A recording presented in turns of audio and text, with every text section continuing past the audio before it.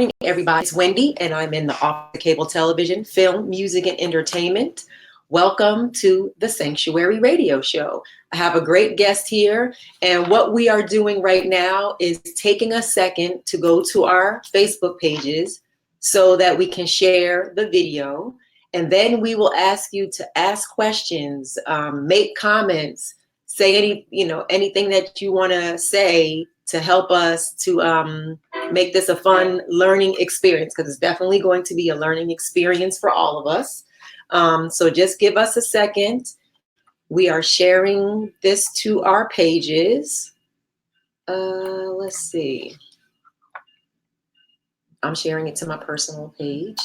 1 second on my timeline.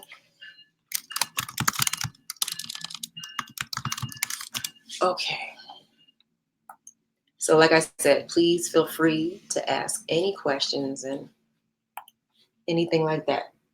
You straight? Okay. All right. So we have Jessica, the engineer, is going to get ready to count us in. And whenever you're ready.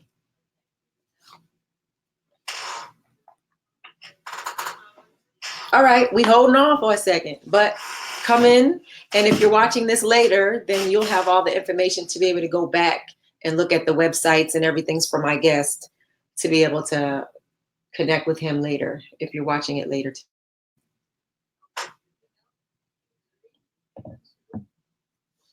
Welcome to the Sanctuary. You're listening to DCRadio 96.3 HD4 and DCRadio.gov. I'm Wendy Cherry, your host. And today, of course, it's another one of my favorite topics. And we are talking about financial literacy and ways to build wealth for generations to come. So in the studio, in the Sanctuary with me today is my friend, BwebeIshangi. Welcome to the studio. Greetings. What's happening? So I'm going to read a small little bio and then he'll flesh out the rest. So BwebeIshangi, it teaches personal finance, business, and career development skills that encompass much more than the traditional financial education. He focuses on instilling knowledge and confidence so that people can experience financial dignity. I love that word, financial dignity, sometimes for the first time in their lives.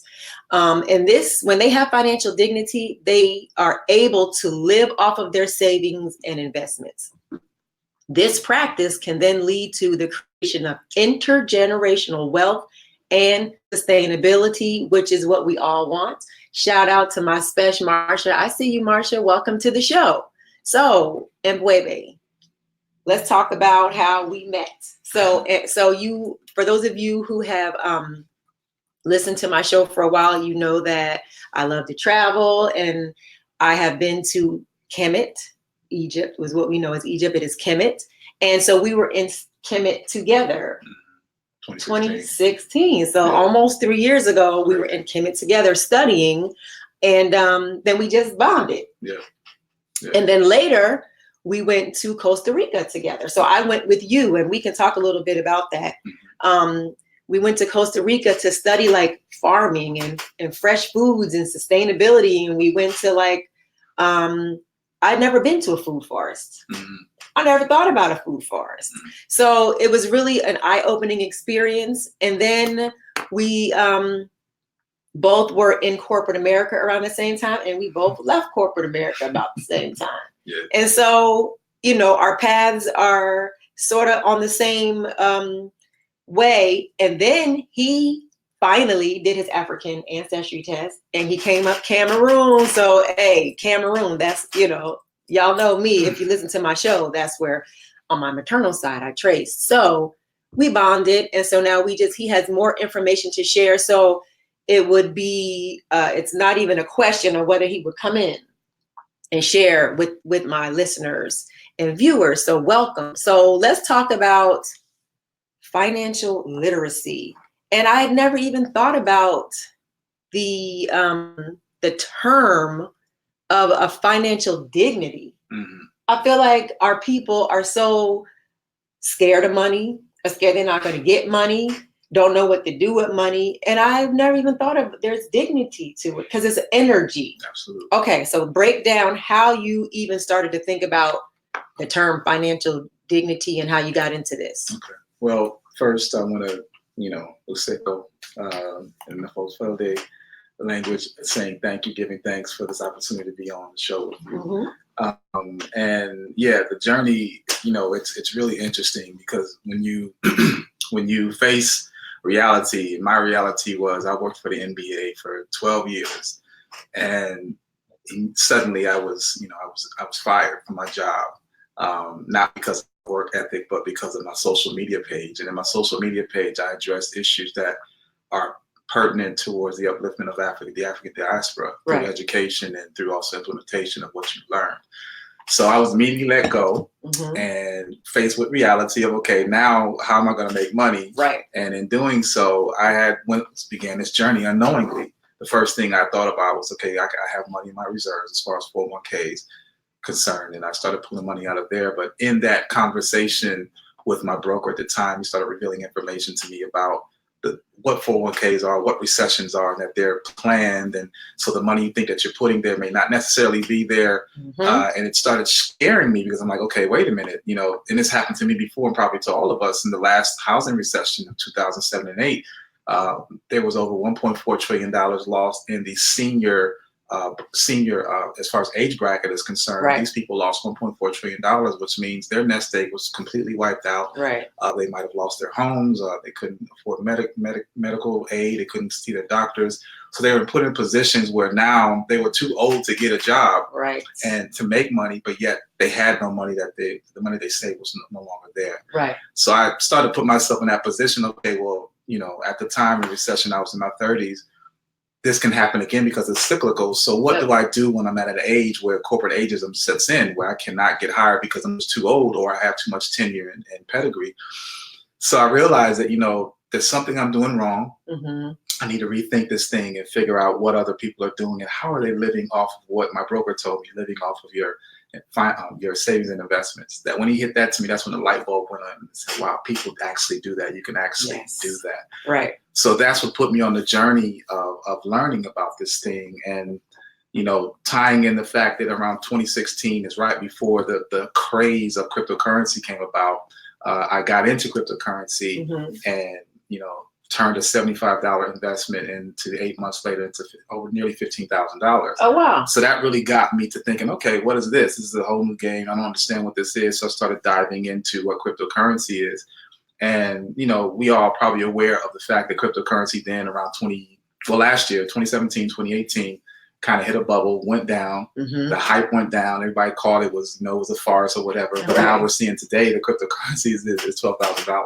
It's just went up in the last few days. Oh, wow. So here comes some Bitcoin. Yeah, here comes the drive again. Right. But that isn't the only thing that you can make money as. So that's when I learned between 2017 and 18 of last year that there are other ways that you can make money and create intergenerational wealth. And that's when I really started understanding, okay, what is financial literacy? Right. And that is a topic that is taboo in the African-American community, or POATAs, I'll say, people of African descent in the United States, because we don't want to talk about money unless you owe me $20. So that was the problem that I felt needed to be addressed head on, because we really are afraid to talk about money, even though we need it. But why do you think we're afraid to talk about money? Because we don't know we haven't used it as a tool. We use it as a form of survival. And when you're trying to survive, you're trying to get whatever you can, but as soon as you get it, you got to give it out. And, there's a reason why we're still 99% consumer, 1% producer. We have that mentality of as soon as you get it, give it out to cover something, opposed to let's get it and build it into something so that I won't have to keep asking for other folks to give it or to supply me with my needs. Right. And it's interesting because if you listen to the news, they don't even refer to human beings as citizens. Absolutely. They refer to us as consumers. Yes. Consumers have done this. Consumers have done this. They don't say the human beings. Yeah. Yes. Yeah. So that's interesting. Okay. Well, there's a I want to say two quotes real quickly that really hit me, and it's really been the definition of what I've been aligning myself with as of late. Okay. One, it says, if you don't design your own life plan, chances are you'll fall into someone else's plan. Yeah. And guess what they have planned for you? Not much. Right. You know, and then Martin Luther King said all too often when there's a mass unemployment in the Black community, it's referred to as a social problem. And when there is a mass unemployment in the white community, it's referred to as depression. So there is some economic disparity. When I've learned about financial literacy, there's a reason, not that it's just catered towards Black people not knowing about it. It's the masses. You know, 99% of people don't know what money is, and they just figure it's just a tool to get instead of a tool to invest. Right. But we lack the most information about it because we've been using it as a form of survival, as I mentioned, instead of how can we build and sustain ourselves. So it's a totally different mindset shift that you have to have when realizing what money is and what it can actually do for you. Because it isn't about the material things. Right. It's really about food, clothing, and shelter. Right. Those are the primary things. Right. Yeah. So another way to put that last thing you said is like, if you ain't at the table with the information, then you the meal. Facts. Facts. That's another way that I like to life in general. If I'm not at the table, if I don't have the information, if I don't know, then I'm the meal. Right. So so you said 401k. What are your thoughts on a 401k? It's a game. The whole thing is a game, number one. Yeah. So it's how you play it. You either get played or you're playing it. Yes. And most people are getting played. I was getting played. And 401k is supposed to be that nest egg, right? It's supposed to be there for when you're 20, 30 years away. It's your money, but you can't touch it, or you can touch it, but you're said not to touch it until you're 59 and a half. Right. And then you won't be taxed. But if you touch crazy it penalties, if you touch it. Up to 5 times you can be taxed. And so that gives you the mindset, well, I'm not going to touch it. Well, what they don't tell you is that in a recession, it's not guaranteed it'll be there. As I mentioned before, the last recession in the senior citizens bracket, $1.4 trillion was taken away and not replenished. It wasn't put back. I lost $250,000, and I thought, man, that's a lot of money. And I still don't understand the game, and I thought that this recession was a once in every time, once in a lifetime type thing. So okay, I just got to re-up. Like I got to man up and maybe double down. Harder. Yeah, double down on my investments, and hopefully this won't happen again. But then when you study the history of recession, understand that it is planned. It's cyclical. It's systemically cyclical, and it happens anywhere between 10 to 12 years that another recession happens. So it's 2019 right now. Right. And if you look at what's happening in Venezuela, we're in the same hemisphere. What's happening in Venezuela could actually happen here. And all it takes is, the market to crash or the hype of the market crash. So give us the high level of what's happening in Venezuela, because many people. Okay. So basically, their commodities is basically at stake. There's really nothing there for them to invest in. And the government actually has been tapping in to run the government. They've been tapping into citizens' checking accounts to run the government. Oh my God. And so, but at the same time, Venezuela is also breaking off and trying to create their own cryptocurrency because they have as a commodity, they have oil. Okay. So there's what I've learned about recessions is that, there's a balance. So if the Western hemisphere is hitting chaos, the other side is experiencing an increase. So this thing happens in teeter-totters and balance in a cyclical form consistently. So we're kind of due any day now, and that sounds like Debbie Downer or whatever, but we are due to have some sort of recession. And when that happens, you could potentially lose everything you put in this so-called market that's supposed to be there for you when you retire. And what's happened is people have said, okay, well, I got hit like you got hit, like everybody got hit. So people think, well, we all got hit, so I guess we all have to start over. That's not necessarily the case because there are some families that are in position that don't even play the 401k game. And they create and continue creating intergenerational despite what happens in the market. And, I really don't have a lot of confidence in the market that I can't control anyway. Right. Because they say, well, whatever Trump says, if he says something, then you could see the market being dictated. Well, I don't like that type of volatility with my future, especially when I know that there'll become a day when I'm too old to work or be employed. Right. So what am I going to do? How am I going to be able to pay for things? And this is something I learned when I got fired. The first thing that came to my mind was no employer is obligated to pay you for the rest of your life. True. That is not a lifetime contract. The days of the 70s and 80s where our parents and grandparents had jobs for 25 years, those jobs are gone. Yeah. That relationship is gone. It doesn't matter what type of level of tenure that you have. You could be like a master's, double master's, triple master's, whatever you have, and you're making 6 figures, whatever. If they can find a leaner, younger labor force, which is what they're moving towards, you out the window or out the door. And so what are you going to do from that point? Because every 30 days, guess what? Your bills are due. Absolutely. I don't know any bill creditors are going to say, okay, we'll give you a month, we'll give you 2 months, we'll give you 6 months. Without a huge penalty. They want their money. So we need to be thinking progressively about how can I get sustainable. And that's the one thing I've been teaching in my course on Cryptowoke, is that it's really about learning how to manage your money. A lot of us apply for jobs. I want to have a $50,000 or $60,000 or $100,000 job, but don't know what our financial endurance number is, and that's your expenses. You should be basing your currency on your expenses, and expenses is something you can dictate. You might be spending more than you really need to be, which most of us are. But if you really break it down to what my financial endurance number is, my basics, if you can cover that, then you're on a path of financial sustainability. And that's what I've been learning. That's what I've been using myself as that guinea pig to see that it works. And that's why I'm here to share this information. Okay, so let's go to the beginning. Let's talk about money, what money is, and then what we think money is, especially in our community, since you said that we, have like a weird relationship with it. And then let's talk about the history of banking. So money, from what I was told in the beginning, is it's like that piece of paper that pretty much rules the world. But what I came to know is that money is really spiritual as well. So that fiat paper, that piece of paper, really doesn't even have anything that's backing it.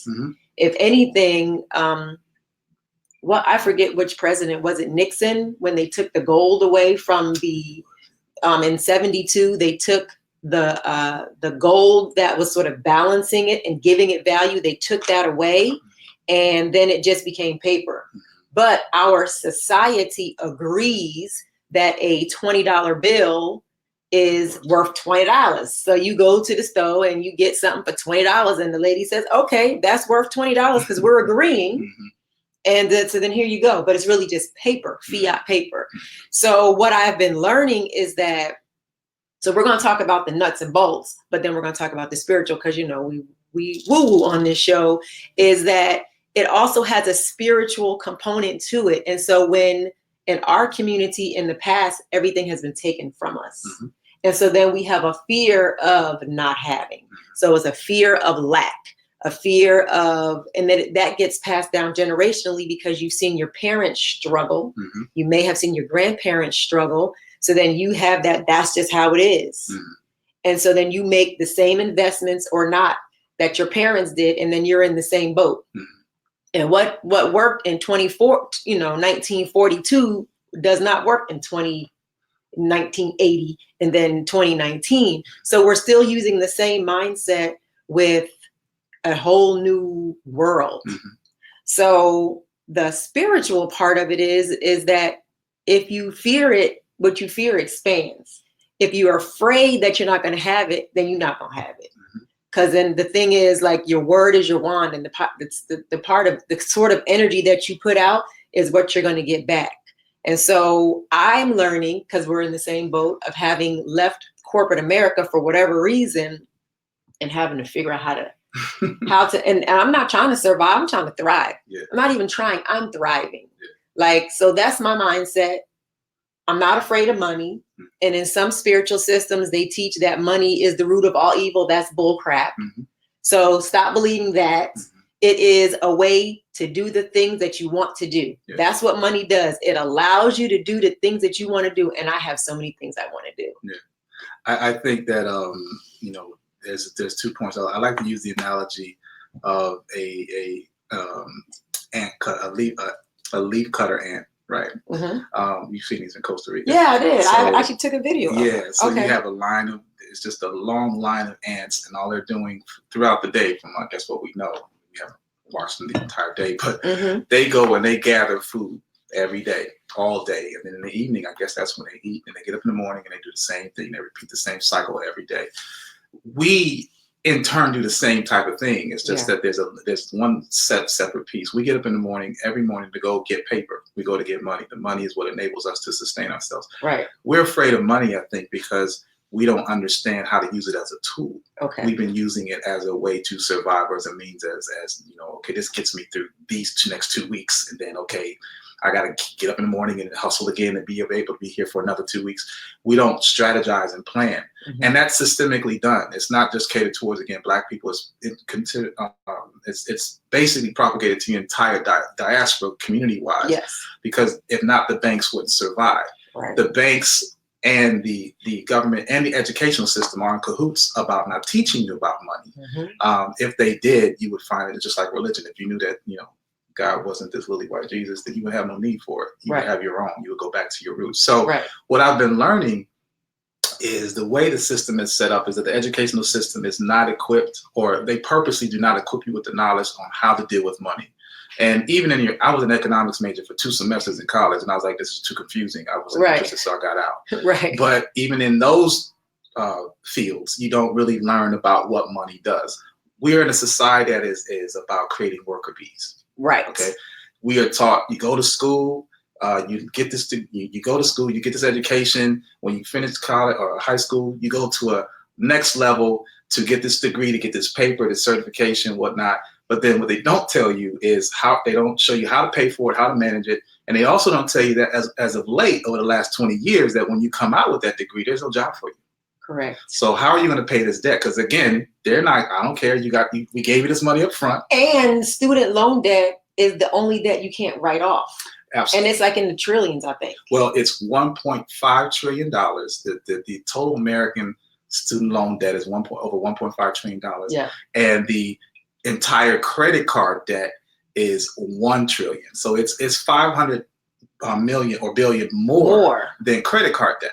So that's telling you something, that this educational system is not working. That's because when we think back in the 80s and 90s, when these companies started subsidizing jobs and resourcing out, what that did was move the opportunity for us to earn money here. And we see it happening again now when we talk about artificial intelligence. We'll talk about that because we see that artificial intelligence is showing that, and I had seen this clip the other day from Andrew Yang, not that I'm endorsing him because I don't deal with the votes, but he talked about how AI, or artificial intelligence, is on the verge of wiping out the African-American $1.4 trillion purchasing power. Our net worth will be down to zero because these minimal jobs are being taken away through artificial intelligence. So let's talk about that. So yeah, think about the store, think about Target, think about the parking lots, think about places where you've seen Black and brown people who have those jobs and they are now automated. Yeah. So now they don't even have those jobs. So that's what artificial intelligence is doing. That's how it is impacting also them at that level. Now you might not want that job, but that job was still sustaining a family. So yeah. That goes into our $1.4 trillion purchasing power, because we're getting paid and we're constantly fueling the economy by giving our money to everybody else except ourselves. So there will be effect. There will be a definite magnetic effect that will hit not just our community, but the entire, the entire economy. But it's not, again, not to sound like Debbie Downer and talk about all these dark days that are coming. There are still families that are in position because they do the diligence. They understand tech. They understand financial literacy. They know about the different things that you can do and how the money system works. And then just someone to get this little tidbit about the banking system.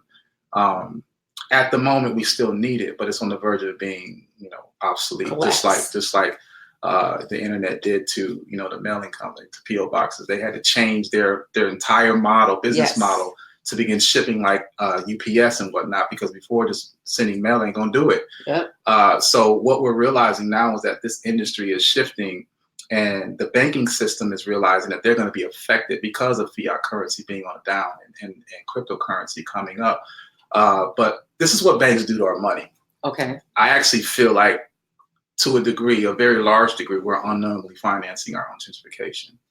And it's been set up this way because when you think about it, a bank cannot give out money to someone unless there's money in there. So that comes from us. Correct. We put the money in their vaults, they take the money. They're able to get a loan 10 times that value, and they send that out and loan it out to someone else and get interest off of that. The interest they get paid from that, we get nothing from it, but it's our money that we gave. That's the seed money. So this goes back, not just modern, it goes back to the history of banking. When in 1863, when we were emancipated, and Abraham Lincoln was talking about the 40 acres and a mule deal, well, he got assassinated. So Andrew Johnson, who took over, killed that bill, and instead they gave us one bank. They gave us Freedmen's Bank, and Freedmen's Bank was open for 9 years. It was the only bank. It was based in New York City. Then it moved to DC. But this was a national bank for all African Americans that were now emancipated and working, and they would put their money in this bank. Over 9 years, they tallied a total of about $75 million. The problem is that this very bank was managed not by African people. It was managed by white folk who would not give any loans to the very people that were putting their money in the bank. So just think about that. You're the one that makes the bank be what it is, but I can't take a loan out on that money. Right. So they were giving loans out to everyone else. Well, after a few bad deals, losing half of that $75 million, they basically closed up shop. And when they closed up shop, there was no money replenished back to the original bankers, to the account holders. So this thing goes back, it isn't just modern with, even with Wells Fargo and their things of that nature. This is the nature of banking. They make their money off the money you put in. So if you stop putting money in the bank, then they don't make any money. So this is why direct deposit was created. Because if you think about it, when we first got paid, some people would either run straight to the bank, some people would wait a week, whatever. So the banks are like, look, we need that money so we can loan it out. So direct deposit knows all of that. So now check doesn't even come to you. It's put into your account. So what are they doing? And then they're saying that makes it so easy for you. Yeah, but it's easier for them. Right. Because every 2 weeks, they have this surplus of money that comes in on payday. And now they get, again, up to 10 times that value of what is deposited. And they send it out to the companies and the construction companies and everybody that's coming into our communities and brightening it up for them. That's our money financing that. So that's something that we don't know about. And if we were to now realize, okay, this is what a bank does, there are other things you can do to, mitigate that. And I mean, it's kind of too late for like DC, Brooklyn, the whole nine, gentrification, they have it. But there are other places that we can go. All we need to do is just find land and just move ourselves there together, and we can rebuild another community. But this time with the insight and knowledge and awareness of how we can sustain it.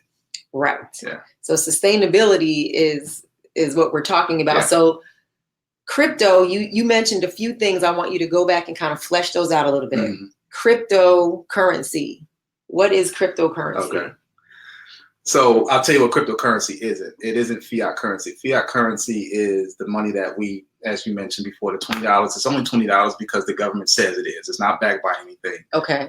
It used to be, but it isn't now. And so if I could convince the world, even Tony Brown did this years ago when he talked about coming out with his own money, and then we probably laughed at him. Yeah. Now we have cryptocurrency. Not to say he fathered that idea, but in the Black community, he was one of the first to talk about it.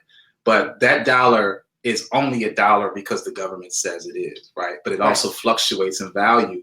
And because of the excessive printing of that money, they don't really make money off of the dollar. They make money off the inflation. So what cryptocurrency is one, fiat is also centralized. So it's run by one entity, the government, right? Cryptocurrency is a global currency. And to have fiat currency, you have to be, most people, you have to be connected to a bank or checking some sort of cash checking place to enable to use that, to utilize or transfer that money. Cryptocurrency, you don't need a bank. It actually addresses the 1.5 trillion unbankers around unbankers around the world, and therefore allows you to do commerce. And this is the beauty. Unbankers. Yes. So those are people who don't have a bank account. Right. You have to understand, not everybody has a bank account. Yeah. Because they can't even get a bank account. So sorry to. There actually this what was the stat? I think the stat is 60% of African Americans in this country are unbanked. So is unbanked like sort of what our great grandparents were when they put the money in the sofa, under the mattress or whatever? Soccer. Yeah. My aunt and uncle, when they passed, I actually saw money frozen in their freezer. Wow. There were stacks of money in the freezer. Wow. And this was in the 90s. This was in maybe 90s, the late 90s when they passed. And I was like, they got money in the freezer. Okay. So, and that's not to say, don't put it in the bank, put it in your mattress or whatnot, because if there's a fire is going. But also, it's not making any money for you. Yeah, that's the other thing, is that you want to make money. So in order for you to live off your savings and investments, it needs to be in a vehicle that allows you to grow. So cryptocurrency gives you that opportunity because it's actually something like stock. Whereas stock in a volatile situation goes up and down, the stock and the value of it. The other difference is is that cryptocurrency is a 24/7, 365 operation. Okay. When you put something in stocks, it's Monday through Friday, 9 to 4. Right. But you can see the values going throughout the day. If you find a ticker, you can see the value of any kind of cryptocurrency. There's currently over 2,200 coins. No, don't invest in all of them. And some people think, well, I got to get Bitcoin. If Bitcoin costs too much, I can't afford it. When you buy shares of a stock, you have to buy the full value. If I want to buy Nike stock, I got to pay $500. Mm-hmm. I might not have $500. Mm-hmm. But if you want to buy Bitcoin and you don't have what's around now it's $12,000, you can buy $1.99 worth. And as the value goes up and down, so does that $1.99 worth that you have. And you can buy it anytime, as often as you want. I'm not saying put your life savings into it, but the frivolous purchase, the frivolous money that we have every month, going to the club and buying L's and buying Jordans and stuff Starbucks. like that. Yeah, you could, in lunch, if you really think about your financial endurance number, and this is what, again, I teach in my class, to show you how you can find that extra funds. So you think you don't have money. We have money. We have $1.4 trillion that we give to everybody else except ourselves. So we can find that number and then start putting that aside and say, okay, of this percentage, let me invest. Right. Let me put it in something that will enable me to create something down the road that is most likely recession-proof, isn't caught into the systemic ways of the 401ks and the stocks and bonds. And if you really look at those numbers, the percentage that you get from that, the yields are in the decimals. It's just like 0.1, whatever. Yeah. You get a CD, you get nothing. Yeah. I had a bond that was 9 years old. It was worth $100. It only accrued a value of $1.60 in 9 years. Oh, so that's goodness. nothing I can really get, and I can't retire off of that. You know what I mean? So I cashed it out. Put it in cryptocurrency, and in 3 months it went to 4 figures. Oh. So this is the type of investments that are available, but it isn't just cryptocurrency, but cryptocurrency does enable a form of wealth building that we've never seen before, and we can't continue to be coming in the fourth quarter late with it. This is still the first of going in the second quarter opportunity. So it behooves everyone to look up what it is. Don't get caught up in the hype. Yeah. Don't pay nobody $1,000 to invest in something. It's something you can easily do yourself. Okay. Or I would be more than happy to help you and show you how to do this thing. Okay. But we need to be looking at how we can put away money so that we can do bigger things. And it's not about keeping it in the bank or keeping it in a wallet. Saving money is one thing. Having a goal with that money is the other. That's the thing that we lack, is a tangible goal. Right. What do you want to do once you reach a certain amount? Do you just want to let it sit there in the bank? Well, no, because the bank is using that money to make money off your money. They give you no percentage. Right. So cash it out and turn it into something liquid. Right. Buy, land, buy a home, whatever it is, buy that business or whatever. Don't buy that Lamborghini. Buy something that has value that you can now create and yield down or will down to your children's children and creating that intergenerational wealth. So you mentioned a class that people can look at. So you have a class and it's called Cryptowoke. Online master course. Okay, so let's talk a little bit about that, and then I want to talk about blockchain, and then I want to talk about, you said buy land. Like some people don't. Many people have just sold their parents or great grandparents' houses. I know we had to sell our grandmother's house, our grandparents' house, and it was very painful. It just was what the situation called for at that time. So you can teach us more. Okay, so let's do this. Let's talk about this at the end, how people can get in touch with you. But let's talk about also what blockchain is, because I'm hearing a lot of blockchain. So in my brain, this is what I'm thinking. So email, so the internet is the internet, and email is a certain platform you can use on the internet. Okay. So I'm hearing that blockchain is like the internet and crypto is just one of the platforms you can use on the blockchain. Absolutely. Does that make sense? Thanks. Okay. So what is the blockchain, and is there a way that we can also participate in the expansion in the second quarter of blockchain? Absolutely. Blockchain is basically the foundation. I think that it was smart to first create the currency because that's the value. That's what's going to drive it. Okay. And basically, blockchain it's a ledger. It's basically a book of accounts, and it keeps a tally of all transactions. Okay. So when you think about a blockchain, for instance, in cryptocurrency, for instance, when someone purchases, I'll use a fiat example. If you have a debit card or credit card, you go to make a payment, you swipe that card. What you don't see happen behind closed doors is there's a third party That so it's between your bank, the merchant, and the third party is the credit card company. So the credit card company is the one who spearheads the conversation to reach your bank and say, okay, is this money in there? And the bank says, yes, it is. Okay. And then then the credit card releases the funds to the merchant. That's when you see approved. Exactly. Right. And it happens, there's over 2 million transactions a second with Visa, MasterCard, credit, all these other MasterCard. Yeah. Imagine the amount of money that they're getting because the credit MasterCard, they get a percentage. They get a very small percentage. It could be, 0.5%, 1%, whatever it is. But when you multiply that by 2 million transactions a second, those families are paid. Yeah. They're making trillions of dollars because of these transactions. So what cryptocurrency does in regards to what blockchain is, it's a similar situation. And I'll bring up the term mining, because mining is what allows the transactions to be validated. So as a miner, if you are a person you're that credit card company, if someone swipes their card to buy something with cryptocurrency and you're part of a pool of miners, then you get a percentage of that transaction and you're able to then build wealth from that, not doing anything. Like they call these things called rigs, and these rigs work. I'm not even at home doing it, but it's on and it's making money for me because somebody's doing a transaction. And it's not at 2 million transactions a second yet, but it's going to build to that because, again, it's a global currency. So what we're finding with blockchain is that blockchain is basically a ledger that keeps an account. So it's a box of, say, for instance, let's just say 100 transactions and it's blocked. And then there's another chain that links to it. So if you want to go back and see a transaction that happened,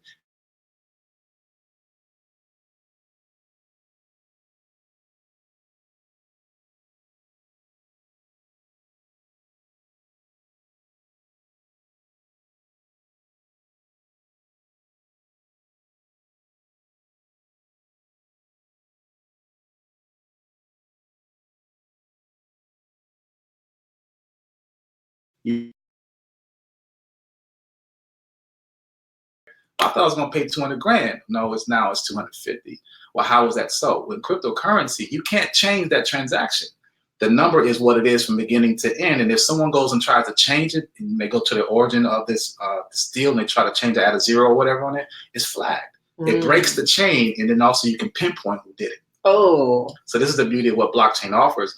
Blockchain also is going to be able to decentralize everything, so it's not in one area. What better way to hide something than to let everybody see it? So when you think about they're going to be able to hold all your records when you're trying to get insurance. All these people you got to call, these different avenues you got to go through. It'll be in one place that everyone has access to, so it's easy to pull up. The other difference is when you go to your bank, you can't ask them to see their books. They're not going to let you see their books because, one, by law, they're not obliged to. And if you saw what they were doing with your money, you pull it out. Gotcha. But with decentralized current cryptocurrency, it's full access. Everyone sees what's going on. If you want to, you can dig and find out where your money's going, what they're doing with it, the whole nine. They can see the lifeline of a Bitcoin or any other coin. So there's value in no hiding because everyone can see. Right. Okay. Yeah. Interesting. And one other thing with blockchain is that we're going to see everything moving towards that, from shipping. Yeah, I was going to say, I heard that just it's like a way to move things. Yeah. It's a movement of things in ways that we've never seen before. Yeah. And it's easy access. It gives easy access when you go and get your license plates or your license rather, and then your license plate. All that stuff will be in a decentralized, but not one location, but a location where everybody can get to. So if your computer goes down, the bank, everything still works. But if you think about TransUnion, when their servers were infiltrated and they got everybody's information, when that thing shut down, everything shut down. Right, they couldn't have access. But with cryptocurrency, or not blockchain, everyone. So if my computer goes down, yours is still working, and someone else is still working, and everybody's linked that way. So it basically is hack proof, even though people are trying. But it's still basically a lot better situation where everybody has access to it, and they can't really control one person or one entity can't control it. And America's trying to do what they can to discourage you into getting into cryptocurrency. Yeah. They're trying to tell you, you need to file taxes and all this kind of stuff. Tell us what you're doing. And they knew that they couldn't control cryptocurrency. So what are they doing? They're joining them. They're going to walk like Romans. They're going to create their own currency. You may have seen Bitcoin ATMs, but now you're seeing Bitcoin ATMs in banks. If you see Bitcoin ATMs in Bank of America, the reason why is because Bank of America realized, wait a minute, in a minute, you won't be coming to put your money in here. So let's make money off of the transaction when you pull money out of ATM fees. Right. So they're understanding they have to change their business model, because in a minute, no one's going to be using fiat currency, right, but they still want to be in the business of making money. And one last point, if you look at Fidelity and other life insurance companies, they're offering you now to create cryptocurrency portfolios for you. They want to manage money for you. Yeah, I have seen an ad for that. Because they realize that, okay, let's take advantage of another level of ignorance, because we don't know about banking. Right. So we certainly don't know about cryptocurrency. So let us manage your retirement, and we'll still get a cut from that. This is something that you can do for yourself. I've been doing it for myself for 3 years. Okay. And I know other people that's been doing it for much longer. And there are groups out there that are showing and sharing the ways to do it, because we're in a DIY era. Right. You can do it your damn self. Right. You know. So that's interesting. We were talking maybe 2 years ago, and I went ahead and I bought some crypto. We have 20 minutes left. Okay. So I bought some cryptocurrency. I bought a few different coins, and then I just left them. So I have them. And I saw the volatility and whatever, but I didn't get into the hype, because I felt like, let me just see what happens. Okay. So I have those. And so I need to figure out what it all means 2 years later, and what I can do to, but I've been learning so much about money, and so much unlearning. It's like an unlearning of a process of how to manage money and how not to. Yes. And ways to make it work for me, because I am to the point where I do not want to trade time for money. Absolutely. And that's what, you do. You go to work and you sit there for amount of hours, and then you get a certain amount of money for those hours. And if you're sick, you don't get it. And if you get paid vacation, but some people don't. And they don't make it. And so the mindset is you have to do all the time. It's like a doing society. If you're not doing, then you're lazy and you're not going to get paid. But that's not like how it was supposed to be set up. Greed made it this way. So we really can be being human beings and not just consumers, and still making money. But you have to do it in a smart way. Yeah.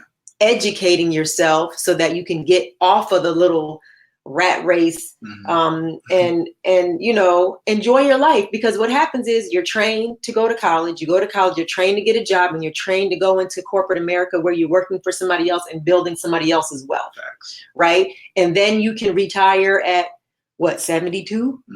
And then you enjoy your life, unless your 401k is smashed. Yeah. So then what you got? No life. Right. And that's the thing that, as you're touching on the spiritual component of it is, if we didn't have to worry about money, we would be far more advanced as a civilization. And even though we still have to worry about money, I think that if you understand money, then you still can free yourself and do the thing that you really think you were put here to do, which is what I'm doing, which just made me realize, okay, I got books to write. I got places to see, things to learn, elevate myself, get my chakras, my kundalini, all that stuff. I have the time to do that because, I don't work for anyone. I have my time. In the back of my mind, I'm thinking, damn, I need to be making money today. So I understand that, but put yourself in a position where you can do that and understand with the money. So that's the other thing that I talk about is it's one thing to make money. It's another thing to have the money make money. So yes, you can get paid from a situation, but if you're just giving it to pay off a bill, then you're just existing. Right. So how do you put yourself in a situation where the money continues to come, or the money that you have starts to grow? Right. And that's something that has been done for over 200 years. And I'm going to plug the class, Cryptowoke class, because that's where I get into teaching you ways of sharing with you ways that families for over 200 years have been making intergenerational wealth, simply not by saying, I got to get another job. They've been taking what they have and they've been switching the whole game and the methodology of how you use money and using it as leverage. Okay. And when you do that, then you're in a position to then get into the next level where people are beyond sustainability. Now they're going on the path of wealth. So can you give us 3 tips, because I think we have a few minutes, about 15 minutes left. What are 3 actionable items that people can do to educate themselves about, or maybe something they can look up. You know, we're going to talk about your class at the end, to get themselves started on this journey.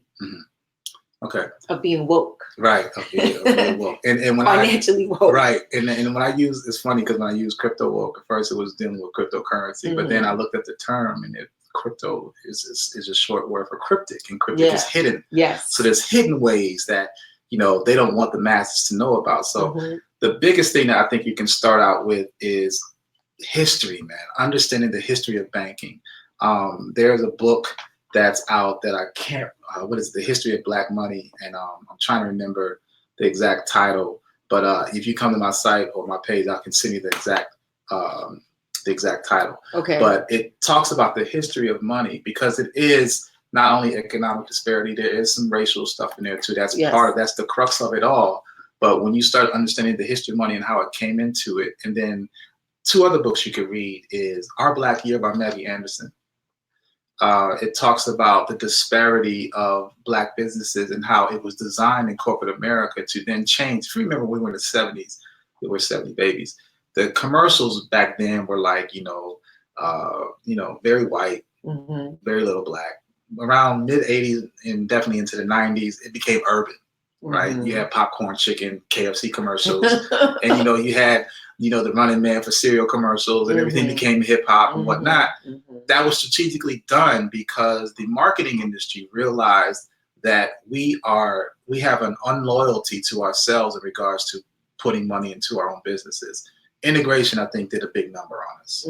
It really made us think that, unfortunately, the white man's ice is colder than ours. Yeah. And so we dropped all of our independence of doing for ourselves, and then realized, okay, well, now I'm accepted in America. So, okay, I can eat at their restaurants. I can buy their food. I can buy their goods. So in doing that, we let go of ours. And so in this book, Our Black Year, Maggie Anderson talks about how one entire year she went trying to find Black products, from gasoline to diapers to chewing gum, and couldn't find stuff. Killer Mike just did that. Word. Yeah, he just did that. Exactly. Right. So that's to show that, as John Henry Clark said, Dr. Clark said, master historian, African people could take care of themselves the world over just by doing for ourselves.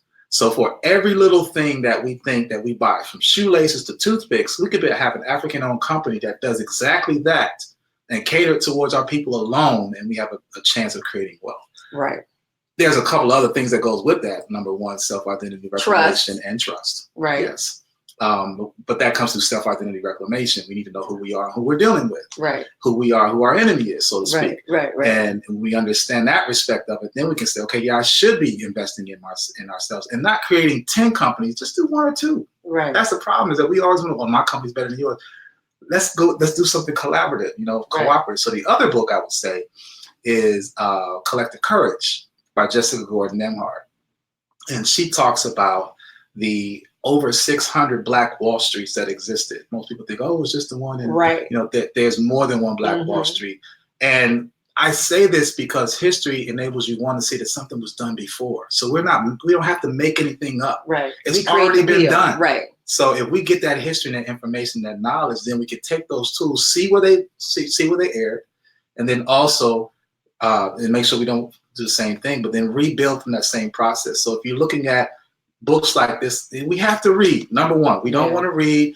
I put in all of my posts, reading is still fundamental, that we're afraid to pick up something and learn about our history because we don't read about our history. That's why we're in the situation we're in. So we can't complain. If you're going to complain, then pick up a damn book, and read about your history and understand what the reality is, because everyone else is doing it. Yeah. Everyone else has a plan, and everyone else realizes the untapped source of resources, unlimited, comes from the Black community. Yeah, we just give it away. We just give it away freely. So we got reading these books. What are 2 more? 2 more I would say is I would say definitely think about where you put your money. Well, I'm gonna say, and the last one would be take the damn class. Take my Cryptowoke class, and I'll tell you everything. Right. It's not to say I'm trying to make money off you, but there's so much stuff in there that I want to reveal. But knowing where you put your money, and then having a goal, having a real life goal of sitting down, and if not monthly, quarterly at least, what are your expenses? Yeah. How much does everything cost? Where's money going? So that you see that number. If you see that number, because we're doing it in our heads. Okay, I got this month. It's true. And we don't, and so we move away with it, and we think that problem's going to go away because we don't like dealing with money because of the heartache it brings, the fear it brings, the anxiety it brings. But if you face that anxiety, you face that fear, and you see what's happening, then you can say, okay, well, this month I got $3,500 in expenses. Okay, so what does that come down to a day? I need to make $166 a day. Oh, okay, I broke it down. It makes it more palatable. Yes, so $166 a day comes down to roughly $15 an hour. Okay, I need to find a job that gives me at least $1,500 in pay. I mean, $15 an hour in pay. Mm-hmm. So it's simplicity. When you break things down and put it into numbers, yes, it's an anal piece to it. But once you start doing it, you are actually mapping your place out of your situation. Because if you're not, you're going to continue on the same path.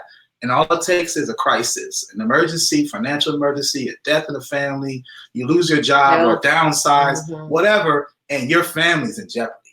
Absolutely. So, it's coming. Winter is coming, as the ant and the grasshopper fable. It's coming. So what are you doing to galvanize resources intellectually and in material form to be in a position where you won't get hit as hard? That just turned a whole light bulb on in my head, because it can be overwhelming if you really sit and let the fear overtake you of what you feel like you don't have. Yeah. So that's great. So Cryptowoke, that's your class. Mm-hmm. And how could people find out about your class, and what are some of the high level things you talk about? Okay. In Cryptowoke, well, you can reach it at any of the handles at Cryptowoke, IG and Facebook.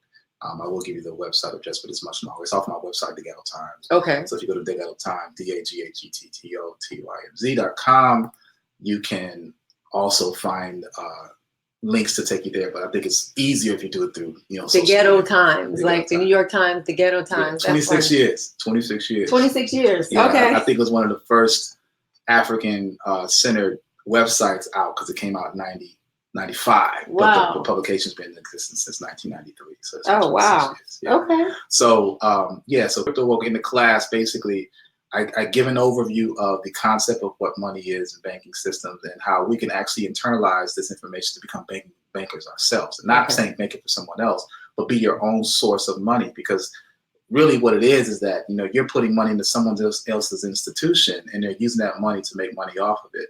Well, you can actually put yourself in a position where the money you're putting towards yourself, you can loan from yourself and not be taxed.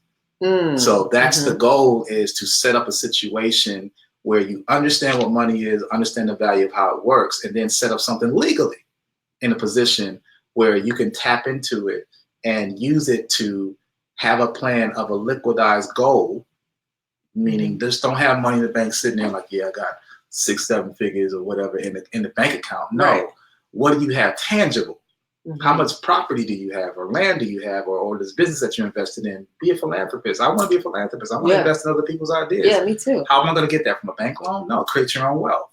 So this is what I cover in my course, is to give you the freedom of understanding what money is. And it starts out with first not being rich, but getting sustainable.